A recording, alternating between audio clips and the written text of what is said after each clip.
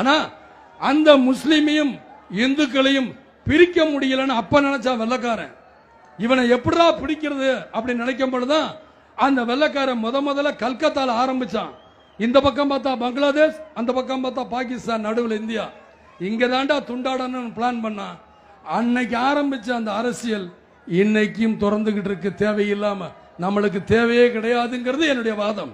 நாம எல்லாரும் அண்ணன் தம்பி, இந்துவா இருக்கட்டும், முஸ்லீமாக இருக்கட்டும், கிறிஸ்தவர்களாக இருக்கட்டும். யார் நான் தெரியாம கேட்கிறேன், இன்ன ஜாதியில பிறக்கணும், இன்ன மதத்துல பிறக்கணும்னா நீங்க கேட்டு பிறந்தீங்க கிடையாது. ஆண்டவன் தூக்கி நம்மளை படைக்கிறான். நீ இன்னும் ஜாதியில பெற, இன்னும் மதத்துல பிறகு நம்ம என்ன பண்ணுவோம்? நம்ம அமைதியா போறோம். நம்ம சும்மா போனா நம்ம சொக்காய பிடிச்சிட்டே நம்ம ஜாதிடா, நம்ம ஜாதி தலைவர் சொல்லிட்டாரா, நம்ம மத தலைவர் சொல்லிட்டாரான்னு என்ன சொல்லிட்டாரு? அடுத்தவனை போய் வெட்டவா சொல்றதா? இதுக்கு ஜாதி சொல்ற